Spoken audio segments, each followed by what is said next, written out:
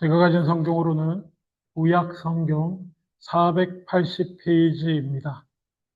사무엘하 12장 15절로 23절 말씀 제가 봉독하겠습니다. 나단이 자기 집으로 돌아가니라.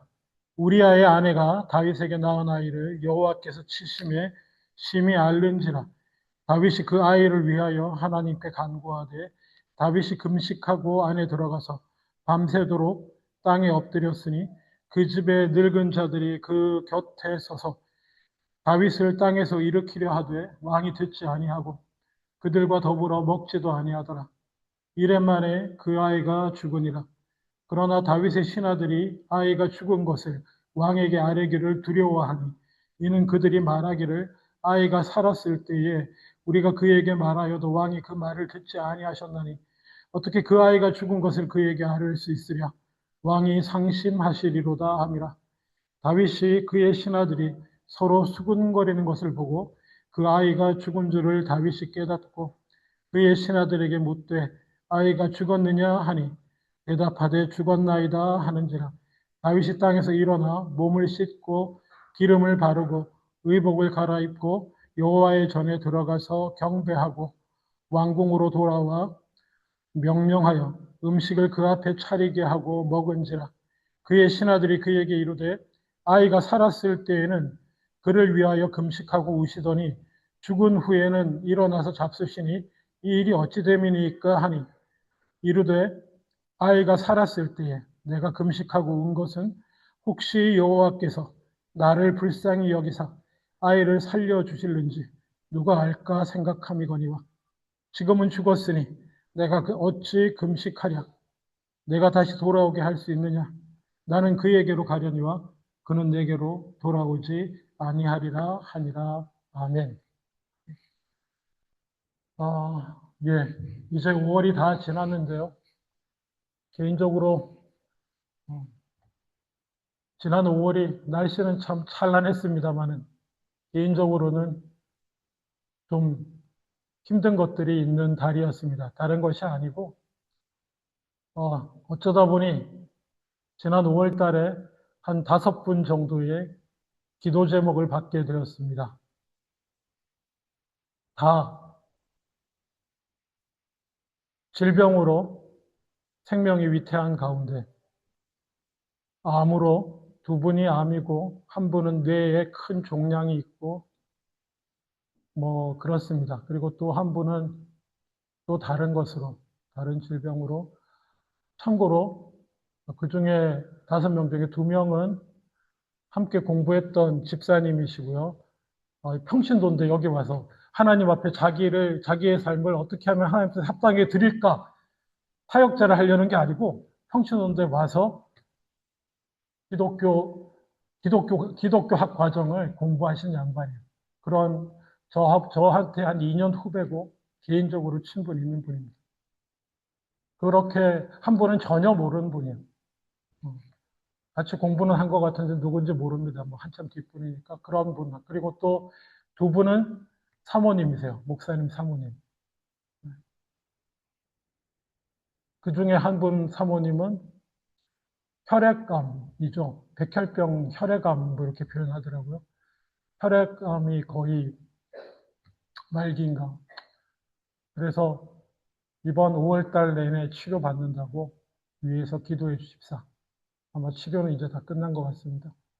머리 다 미시고 네, 치료받고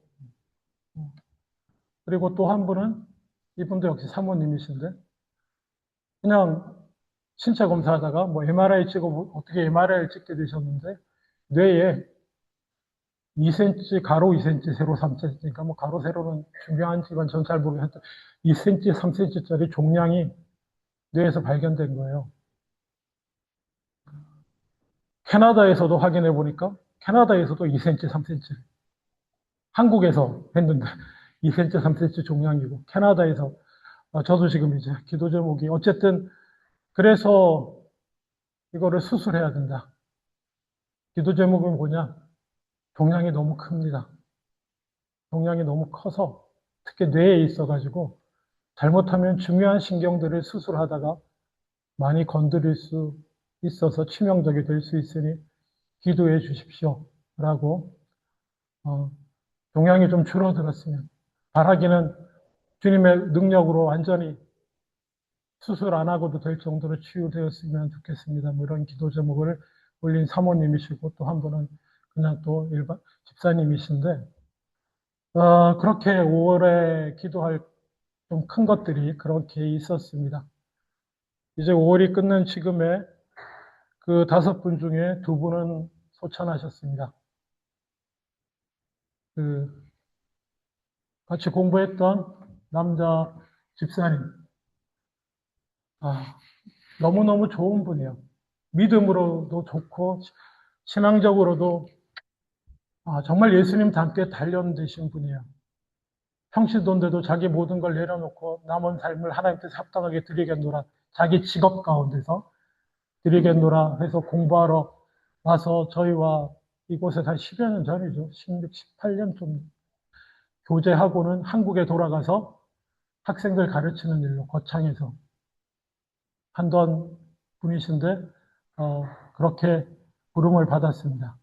저보다 2살 어리니까요. 젊죠? 제가 나이 잘 모르는 학번으로 기억해. 제가 87인데 거의 89였거든요. 그래서 저보다 2살 어리는데 역시 그 부인 되시는 집사님도 젊으세요. 동갑 친구인가 1살 어린가 그랬는데 하여튼 계속 기도 제목 주고받고 했는데 그냥 부르심을 받고 갔습니다. 그리고 또 다른 한 분, 제가 잘 모르는 그분도 교제한 적은 없지만 역시나 남자 집사님인데 와이프와 자녀들을 남기고, 거긴 더 젊어요. 거긴 40대 중반인데 그렇게 또 하나님의 부르심을 받고 갔습니다. 감사하게도 사모님 2분은 아직 치유받는 중이시고 또 나머지 한 분은 또 잘 회복하시는 것 같아요. 그런 일이 5월 한 달 동안 있었습니다. 지금도 계속 연결되고 있는데 우리 인생 가운데 어, 돌아보면서 기도하는 것이 무엇인가라는 생각을 좀 해보게 되었습니다. 그리고 또 그 가운데 괜히 하나님께서 내게 주신 말씀, 제게 마음속에 주신 말씀이 오늘의 본문이었어요. 다윗이 하나님이 죽이시기로 결정한 그 아들을 자기 때문에 다윗의 죄로 인해서 죽이시기로 결정한 그 아들을 앞에 두고 기도했던 그 다윗에 관한 본문이 떠올라서 함께 나누기를 원합니다. 너무나 잘 알다시피 다윗은 참으로 위대한 왕입니다. 하나님 마음에 합한 자입니다. 하나님 마음에 합한 자라고 평가를 들었음에도 알다시피 엄청나게 큰 치명적인 실수를 실수라고 표현하지 맙시다. 범죄를, 치명적인 죄악을, 실수인데요. 이게 실수가 죄악인 거잖아요. 우리도 뭐 실수라고 말할 수, 그건 하나님이 우리에게 그래 너의 연약함에 대한 실수다라고 판결해 주는 거지. 내가 그 앞에서 제가 아니요, 저는 잘못한 거고 나는 악을 범한 거예요. 다윗은 범죄했어요. 그래서 결코 그 다윗의 범죄 사실을 하나님께서는 바꿔주지 않습니다. 용서는 하셔도. 그래서 오늘 본문에 보면 15절에 나단이 자기 집으로 돌아가니라 우리아의 아내가 다윗에게 낳은 아이가, 이렇게 표현합니다. 바세바라고도 표현하지 않습니다. 이름이 있어요. 근데 다윗에게 아이를 낳아준 여인은 바세바가 다윗에게 이렇게 표현하지 않습니다. 네가 죽인 우리아의 아내야. 아무리 네 애를 낳아도 저 여인은 네가 죽인 우리아의 아내다. 하나님은 그것으로 다윗의 죄를 계속 찝으시는 겁니다. 계속 우리아의 아내 바세바가, 우리아의 아내가 낳은 아이가 여호와 앞에서 앓게 되었는데 이게 무슨 일인가 했더니 다윗의 죄악으로 인해서 하나님이 치시는 것 중에 하나였습니다. 참고로 이 앞에 이미 이것 말고도 다윗의 범죄함으로 인해서 하나님께서 어떻게 그 다윗에 대한 심판을 하실 것인지에 대한 얘기가 12장 7절부터 이렇게 쭉 나옵니다. 쭉 다윗의 악을 철저하게 하나님께서 짚으시는데 제가 다 읽지는 않겠습니다. 너의 죄에 대해서 내가 이렇게 갚겠다라고 선지자를 통해서 얘기를 했을 때 놀랍게도 다윗은 제가 실수였습니다 이런 말 하지 않습니다. 앞에 거 읽어드리면 12장 13절에 다윗이 나단에게 이르되 내가 여호와께 죄를 범하였습니다 라고 고백을 해요. 제가 잘못했습니다 라고 해서 하나님 앞에 한 가지 용서받는데 그건 뭐냐면은 널 죽이지는 않겠다. 하나님께서 용서를 구하니 너는 죽지 않겠으나 어쩌면 다윗 입장에서는 죽었으면 차라리 나을 일들을 이후에 겪게 됩니다. 그 사랑하는 아들들이 자기를 대적하고 배신하고 가장 사랑했던 아들이 그래서 죽잖아요. 그리고 또 뭡니까? 학자들은 보통 이렇게 이해합니다. 죽어야 할 다윗의 생명 대신에 죗값으로 반드시 죽어야 하거든요. 아마 하나님께서는 그 밧세바와 사이에 난 아이를 취하시기로 그 할례하는 일에도 되기 전에 취하시는 것으로 그렇게 하신 것이 아닌가 이렇게 여기는데 어쨌든 이거는 오늘의 주제하고는 다른 얘기입니다. 하여간에 그렇게 선언을 받습니다. 그리고 다윗이 한 일은 무엇입니까? 기도하는 것이었습니다. 정말 옷을 찢으며 금식하며 기도했습니다. 아마 진심이었을 겁니다. 분명히 진심이었을 것이고 그래서 신하들이 걱정할 정도로 간절히 기도했습니다. 저와 여러분은 알고 있습니다. 그 기도의 결과는 어떤 것이었습니까? 1년 만에 그 아이가 죽는 것으로 자기에게 드러났습니다. 여러분 같으면 어떠시겠습니까?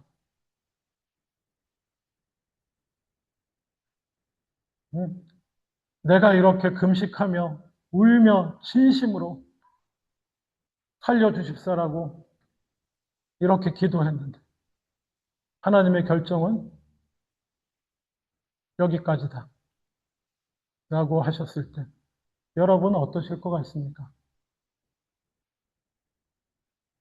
다윗은 우리랑 똑같이 악을 범하고 죄를 지음에도 불구하고 하나님 앞에 자기 죄를 인정할 줄 아는 사람이었으며 거기다 무엇보다도 다윗은 하나님이 주권자이심을 그리고 하나님이 인자하신 분이시면서 모든 것을 주권하는 삶의 주인이심을 인정한 사람이었습니다. 신하들이 놀라잖아요. 오늘 장면에 그렇죠? 다윗이 얼마나 애절하게 슬픔에 빠져서 기도를 했으면 신하들이 아기가 죽었다는 소식을 전하지를 못해 감히 저렇게 기도를 슬퍼하며 기도했는데 만약에 죽었다는 소식을 들으시면 너무나 큰 충격에 그렇죠? 정신을 잃었을 수도 있고 그동안 굶었으니까 쓰러져서 못 일어날 수도 있고 뭐 하여튼 여러 가지 날벼락이 떨어질 수도 있고 아니야 막 이러면서 현실을 부정하며 그 소식을 가져온 저놈을 죽여라 막 이런 그런 정신 나간 자들도 가끔 있잖아요. 현실 부정하는 사람들. 근데 그래서 아무 소리 못하고 있다가 웅성거리니까 다윗이 아기가 죽었구나 알고 그 다음에 한 행동이 놀랍습니다. 다윗이 20절에 보면 다윗이 땅에서 일어나 몸을 씻고 기름을 바르고 의복을 갈아입고 미음 좀 가져와라. 이렇게 했습니까? 아니요. 일에 굶었더니 이제 살아야겠다 내가. 그렇습니까? 아니요. 몸을 씻고 기름을 바르고 의복을 갈아입고 왜 그런지 아십니까? 여호와의 전에 들어가려고. 여호와 앞에 나가서 예배하려고. 밥 먹으려고 아니고요. 기운 차리려고 아니고요. 예? 미친 듯이 죽을 듯이 아픈 마음으로 기도하고 하나님의 결정을 본 이후에 그는 다시 자기 모든 것을 처음처럼 깨끗하게 울던 거, 굶어서 초췌해진 거, 자기를 돌보지 않아서 엉망된 거 쫙 정리합니다. 깔끔하게 단정하게 하고 하나님 앞에 나가서 예배합니다. 뭐 했을까요? 나가서 여러분은 그렇게 예배하러 나가면 뭐 하실 것 같습니까? 어떻게 예배할 것 같습니까? 네? 하나님 앞에 본격적으로 원망과 탄식과 이런 것을 보내려고 가는 걸까요? 아니요. 분명히 경배했다고 합니다. 경배는 감사와 찬양을 포함하는 것입니다. 경배하는 것은. 주님의 뜻이 이루어졌으면 주님께 영광 돌리고 감사합니다. 저를 이 정도로 살려주셔서 감사합니다. 물었을 수도 있는데 그렇게 예배하고 왕궁으로 가서 이제 비로소 음식을 내게 해서 먹고 회복하기 시작하니까 놀라는 거죠, 신하들이. 아니, 야, 죽었다는 소식 들으면 이 사람이 완전 반 미쳐가지고 난리 칠 줄 알았는데 아니면 실신하거나 오히려 그렇게 살려달라고 부르짖던 아기가 딱 죽으니까 단정하게 자기를 씻고 딱 일어나서 예배하고 먼저 예배하고 음식 가져와라 하고 먹으니까 아주 신하들이 놀라는 거예요. 어떻게 그러실 수 있습니까? 라고 했더니 22절에 이르되 아이가 살았을 때 내가 금식하고 운 것은 혹시 여호와께서 나를 불쌍히 여기사 아이를 살려주실든지 누가 알까? 이건 뭡니까? 하나님은 자비로우시다는 분을 비록 내 죄로 인해서 나를 심판하셨지만 그의 거룩하신 그 거룩한 공의로우신 성품을 가지고 나를 심판하시지만 하나님께서는 또한 자비로운 분이시기 때문에 혹시 뜻을 돌이키사 살려주실지 누가 알겠느냐. 그 자비하심을 의지하고 기도했다. 근데 이제 하나님의 뜻은 내게 보여주신 뜻은 뭐냐? 그 기도는 내가 듣지 않겠노라. 그랬으니 어쩌라고. 하나님이 주권자께서 그렇게 결정하셨으니 나는 뭐예요? 그냥 따를 뿐이에요. 다른 길도 없어요. 길이 하나 있을 수 있긴 있겠네요. 하나님을 욕하며 저주하며 자기 인생을 망가뜨리는 것입니다. 다윗은 그렇게 하지 않습니다. 하나님께 영광 돌리고 그 뜻이 이루어짐에 감사와 영광을 돌리고 예배하고 일상으로 돌아갑니다. 이런 일이 있습니다. 기도함에도 하나님이 들으시지 않은 이런 사태가 있나 하면은 참 감사하게도 열왕기하 20장 1절 이하에 보면 또 다른 왕의 이야기가 있습니다. 이스라엘 역사 왕국 시대의 전반부의 가장 위대한 왕을 손에 꼽으란다면 그건 다윗입니다. 근데 이스라엘이 남북 유다로 갈리고 망해갈 때에 마지막 빛나는 불꽃, 우리 한국 조선 시대는 그렇게 얘기하잖아요. 초반에 세종, 후반에는 정종 뭐 이렇게 말하는 것처럼 이스라엘 역사에도 초반에는 다윗이고 마지막 후반에 망하기 직전에 찬란하게 빛났던 왕이 있습니다. 아마 기억하실 거예요. 누굴까요? 히스기야라고 하는 왕이 있습니다. 열왕기하 20장 1절에서 6절에 보면은 그때에 히스기야가 병들어 죽게 되어 아모스의 아들 선지자 이사야가 그에게 나와서 그에게 이르되 여호와의 말씀이 너는 집을 정리하라. 내가 죽고 살지 못하리라 하셨나이다. 병들어서 어떻게 나아볼까 막 이러고 있는데 하나님의 사자가 와서 하나님이 말씀하십니다. 이 병으로 당신은 죽게 될 것입니다. 그러니 주변을 정리하시죠. 이런 선언을 받았습니다. 아마 우리도 언젠가는 선지자는 아니고 아마 의사한테 받게 될 선고일 수도 있는데 그런 선고를 들었습니다. 그랬을 때 히스기야 어떻게 합니까? 다윗과 똑같습니다. 히스기야가 2절 낯을 벽으로 향하고 여호와께 기도하여 이르되 여호와여 구하오니 내가 진실과 전심으로 주 앞에 행하며 주께 보시기에 선하게 행한 것을 기억하옵소서 하고 히스기야가 심히 통곡하더라. 히스기야도 하나님 앞에 자비를 간구하며 살려주십시오 하고 통곡을 했습니다. 자, 히스기야는 어떤 응답을 받았을까요? 히스기야가 4절 보면 이사야가 성읍 가운데까지 이르기 전에 여호와의 말씀이 그에게 임하여 이르되, 이사야에게 임한 겁니다. 왕한테 전하고 이제 돌아가는 이사야에게 하나님이 다시 말씀을 주세요. 그래서 5절에 너는 돌아가서 내 백성의 주권자 히스기야에게 이르기를, 왕의 조상 다윗의 하나님 여호와의 말씀이 내가 내 기도를 들었고 내 눈물을 보았노라. 내가 너를 낫게 하리니 내가 3일 만에 여호와의 성전에 올라가겠고 내가 내 날에 15년을 더할 것이며 내가 너와 이 성을 아수르 왕의 손에서 구원하고 내가 나를 위하여 또 내 종 다윗을 위함으로 이 성을 보호하리라 하셨다 하라 하셨더라. 히스기야의 기도는 응답받습니다. 15년 더요. 에게 15년 아닙니다, 여러분. 저나 여러분의 이제 에게 15년 할 그럴 때가 그럴 나이가 아닙니다. 하나님의 사람은 여러분 오해하지 마세요. 사람은 그냥 죽습니다. 저와 여러분은 죽음을 향해 가는 거예요. 아까 그 다윗의 아기도 하나님이 살려주셔도 뭡니까? 한 7, 80년 살고 죽을 거예요. 여러분 그 놀라운 당연한 대전제를 잊으시면 안 됩니다.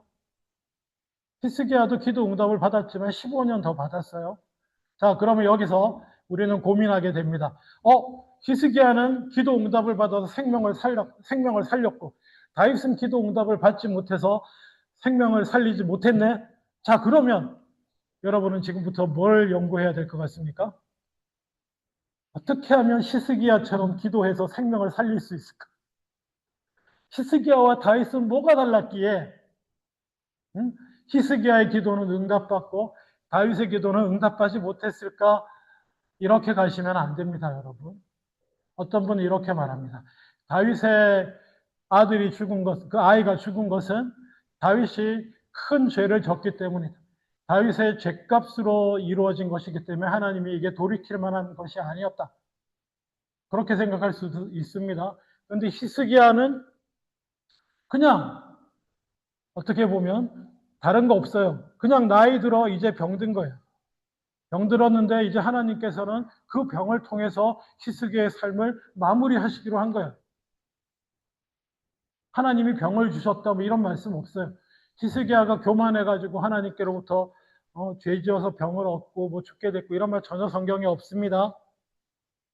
근데 사실은요, 성경은 참 성경의 진리라서 그렇긴 하지만 다윗은 사고를 치고 그 사고에 자기가 저지른 범죄를 지적받고 어떤 죄값을 치를 것이다 쭉 얘기를 하고 그 아이가 죽을 것에 대한 얘기를 받습니다.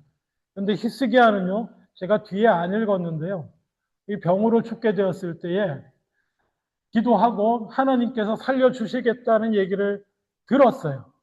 듣고 나서 사고를 칩니다. 히스기야는. 듣고 나서 그 큰 은혜를 입고 큰 사고를 치고 하나님께서 그 범죄에 대한 대가로 너의 나라와 내 후손이 이렇게 망하게 될 것이라는 죄값을 받습니다. 별 차이 없어요, 여러분. 어쩌면 히스기야가 더 나쁠 수도 있죠.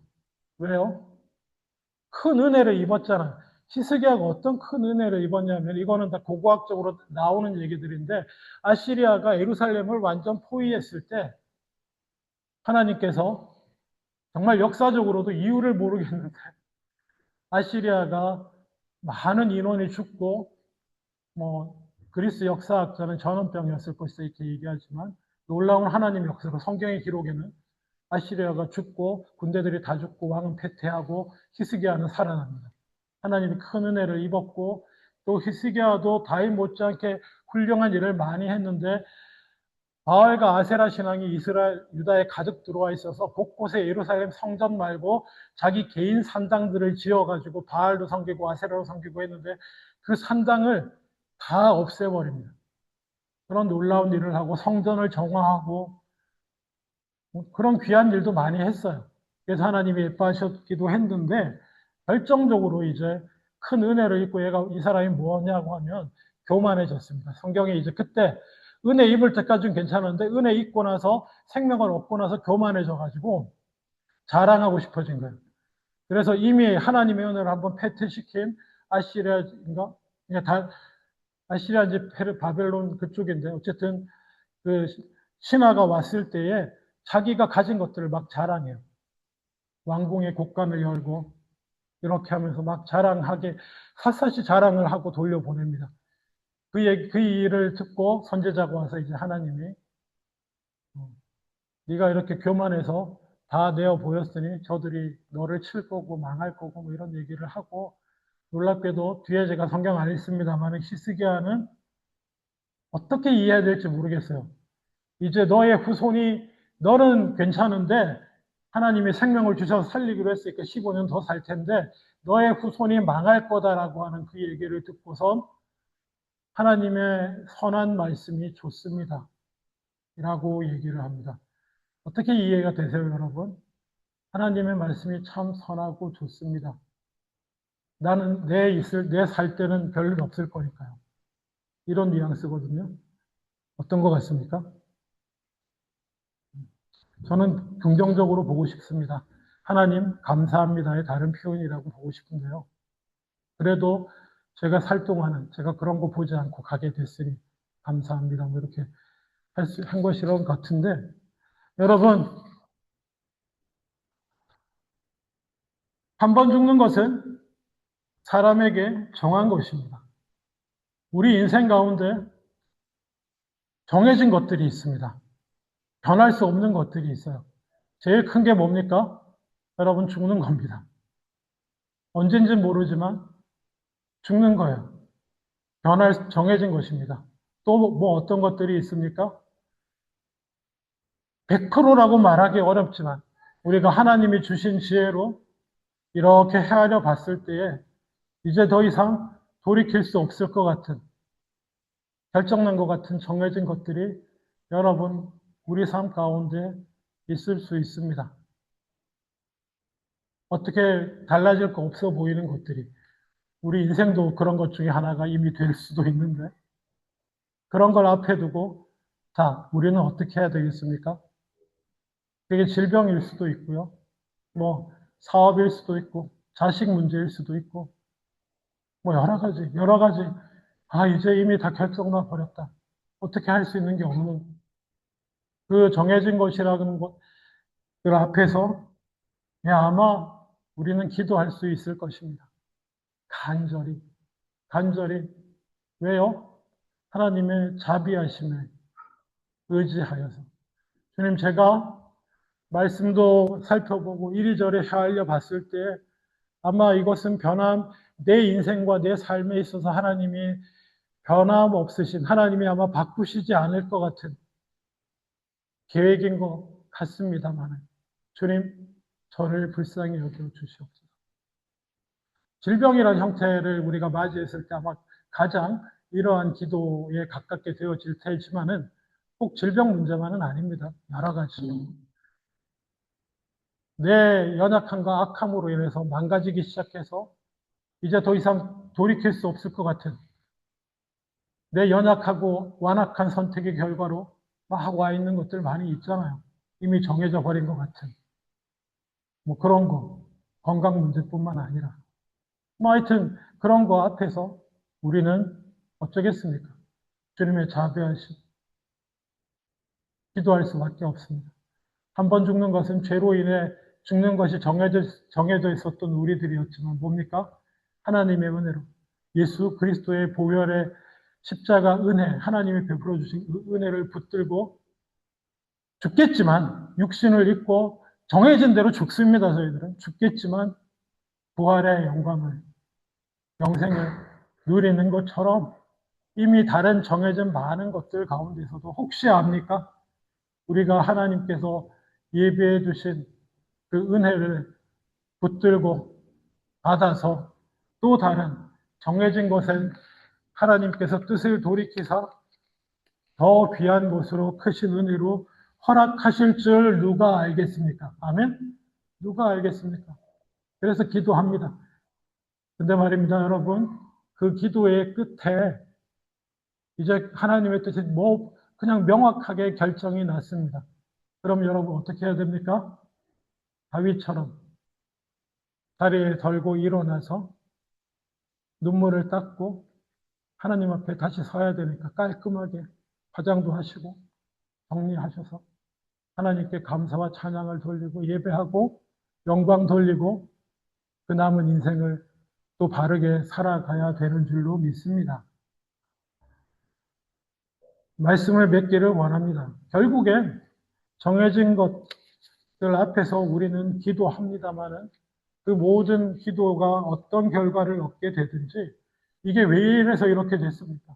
이게 무슨 죄 때문에 무슨 문제 때문에 제가 이걸 더 해야 됐습니까? 다윗처럼 해야 됐습니까? 히스기야처럼 해야 이렇게 할까? 그런 문제가 아니에요.